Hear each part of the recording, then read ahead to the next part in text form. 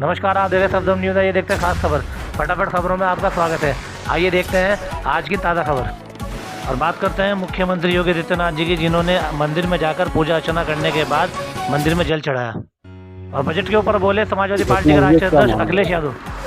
और आइए देखते हैं पूरी खबर। करीब 10 बजे थाना देवबंद पुलिस को सूचना प्राप्त हुई कि ग्राम भायला में एक 12 वर्षीय बालक घर से मिसिंग है।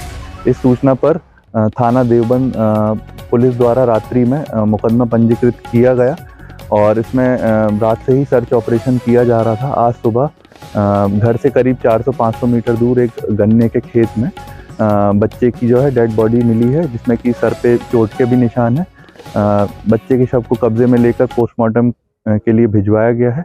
फॉरेंसिक यूनिट द्वारा घटनास्थल का निरीक्षण किया गया है एवं मेरे द्वारा भी यहाँ पर घटनास्थल का निरीक्षण किया गया है। जो भी तथ्य इसमें सामने आएंगे उसके आधार पर आगे की विधिक कार्रवाई की जाएगी।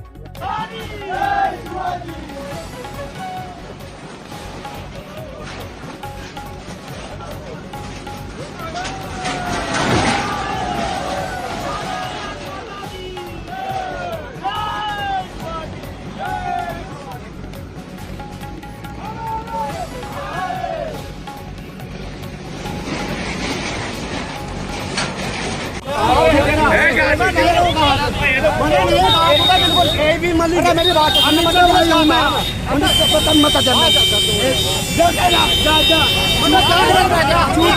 मुझे बहन को लोड़ा।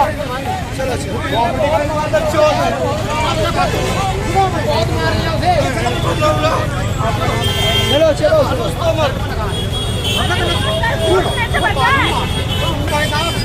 तू नहीं कहा भैया नहीं कहा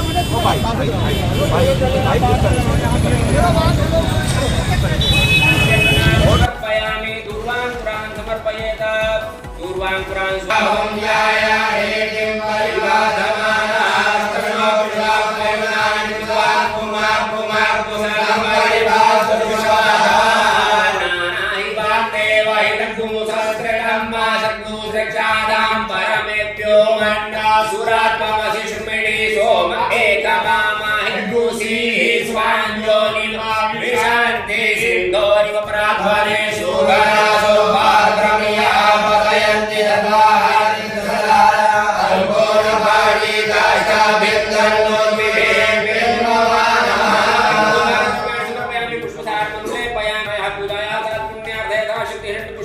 समर्पयामि दक्षिणां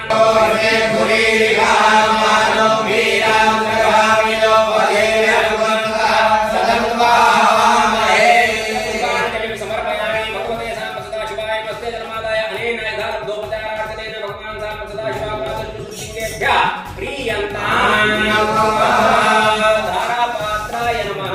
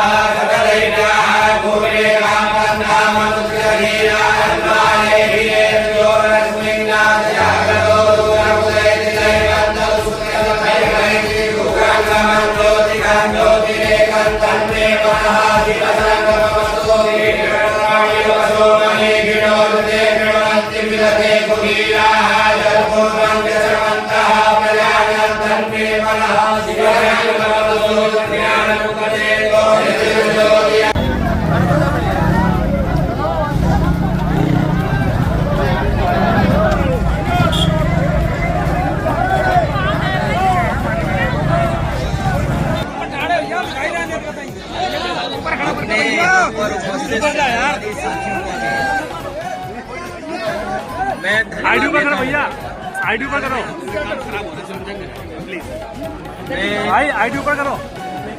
आप लोगों से एक ही बात और निवेदन करना चाहता हूँ भैया, थोड़ी डाउन कर लो आईडी।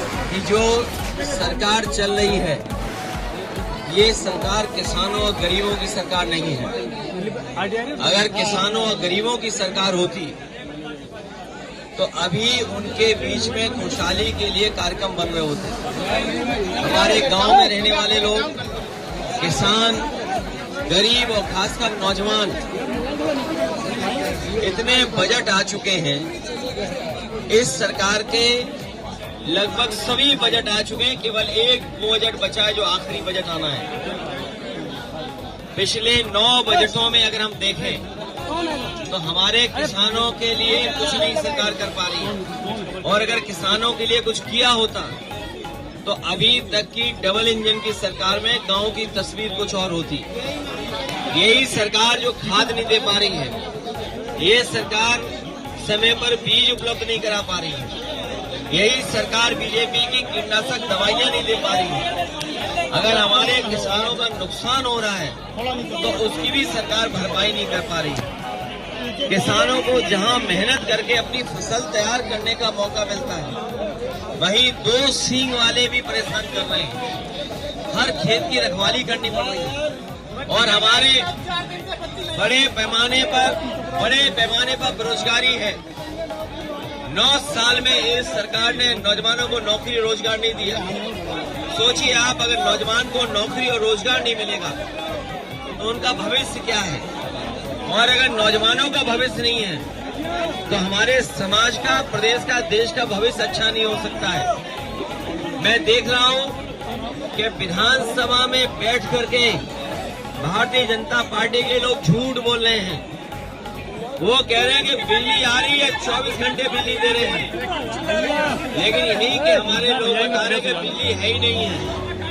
और अगर बिजली आ भी रही है तो जो समाजवादी सरकार में बिजली बन रही थी उसको महंगा करके गरीबों को दे रहे हैं, उनसे ज्यादा पैसा वसूल रहे हैं। जीएसटी बढ़ाते हमारे किसानों की हर सामान पे जीएसटी ले रहे हैं, उससे उनका सामान, इक्विपमेंट सब महंगे हो रहे हैं। ये महंगाई इसलिए कि मुनाफाखोरी की वजह से है। ये सरकार मुनाफा कमाना चाहती है, लाभ लेना चाहती है। और अभी तो सुनने में आ रहा है कि अमेरिका से जो अपने मित्र बताते थे राष्ट्रपति जी को, वो भी अब इनका साथ नहीं दे रहे हैं। ये लोग हमें और आपको उलझा रहे थे ट्रिलियन कह करके, ट्रिलियन कि हम ट्रिलियन की अर्थव्यवस्था बनाएंगे। लेकिन अमेरिका से राष्ट्रपति ने कह दिया कि 21 मिलियन हमने पैसा भेजा है यहाँ पर। हमें आपको उलझा दिया ट्रिलियन में, और खुद 21 मिलियन पता नहीं कहां पहुंचा दिया है। कारखाने बंद होने जा रहे हैं। अभी अमेरिका से कई उद्योगपतियों को ब्लैकलिस्ट कर दिया राष्ट्रपति ने वहां के, और हमारे मुख्यमंत्री कह रहे हैं कि अंग्रेजी कौन सीखेगा, कौन नहीं सीखेगा। विदेश से कारोबार कर रहे हैं, और अगर कारोबार करना है विदेश से तो अंग्रेजी आना पड़ेगा, सीखना पड़ेगा, जानना पड़ेगा। और महाकुंभ की जो व्यवस्था खराब की है उसके लिए जिम्मेदार मुख्यमंत्री खुद हैं, क्योंकि खुद ही वहां जाकर के बार निगरानी करते थे, निरीक्षण करते थे। अगर निरीक्षण करते थे तो किस बात का निरीक्षण करते थे? जो लोगों की जान गई है कुंभ में, उसकी सूची नहीं दे पा रहे, नाम नहीं बता पा रहे। जो खोया पाया केंद्र में है वो भी नाम नहीं दे पा रहे, क्योंकि सरकार डरी हुई है। क्योंकि नाम देते ही ये सच्चाई सामने आ जाएगी, कितने लोगों की जान गई है, लोग थक हार करके चले गए। और ये गिद्ध वाली बात जो कह रहे हैं, मुख्यमंत्री जी ने गोरखपुर में गिद्ध के लिए एक कुछ बनाया है। गोरखपुर वाले और हम लोग जानना चाहते हैं कि ये गिद्ध के लिए क्या बनवा लिया है गोरखपुर में आपने? वहीं रहेंगे। गिद्ध का प्रजनन सेंटर बनाया है, और गिद्ध की बात कहकर के ये साबित कर दिया है। और आखिरकार गिद्ध को कहकर के किसको अपमानित कर रहे थे? क्या उनके परिवार के लोगों को, जो अपने परिवार के सदस्य को ढूंढ रहे थे? एक बेटी अपनी माँ को ढूंढ रही थी, भाई को ढूंढ रहा था। लोग आकर के अपने घर वालों को ढूंढ रहे थे जो अभी तक नहीं मिले हैं। क्या ढूंढने वालों को सरकार गिद्ध बोल रही थी? और सबसे बड़ा सवाल है, ये जो सुअर का नाम ले रहे हैं, ये हम लोगों ने किसी ने नहीं कहा कि पानी खराब है गंगा का। सेंट्रल पॉल्यूशन बोर्ड ने कहा है कि ये गंगा का पानी खराब है, गंगा का पानी नहाने लायक भी नहीं है। आजकल तो भूल जाइए। तो सोचिए सरकार किसको सुअर कह रही थी? मुझे तो लगता है ये दिल्ली और लखनऊ के झगड़े में एक दूसरे को गाली दे रहे हैं। अगर उत्तर प्रदेश के बोर्ड कह रहा है, उत्तर प्रदेश का पॉल्यूशन बोर्ड कह रहा है कि पानी साफ है, और दिल्ली का पॉलिसी बोर्ड कह रहा है कि पानी खराब है, तो इसका मतलब है लखनऊ वाले दिल्ली वालों को सुअर कह रहे थे। ये जिम्मेदारी किसकी है? ये जिम्मेदारी दोनों सरकारों की थी। ये डबल इंजन नहीं, डबल ब्लंडर वाली सरकार है। इंजन टकरा रहे हैं, डब्बे टकरा रहे हैं, और जनता भी इंतजार कर रही है कि इस बार इसके बाद जब चुनाव होगा सूखे पत्ते की तरह भारतीय जनता पार्टी का सफाया हो जाएगा। संसद में यूज हो रही है और क्या भगवा कपड़े पहनने से ही कोई योगी हो जाता है क्या? और हमारे भारत के लोग और खासकर गांव के लोग रामायण को जानते हैं, देखते हैं रामायण को। वो ये भी जानते हैं कि सीता माँ का अपहरण जब हुआ था तो रावण भी साधु के भेष में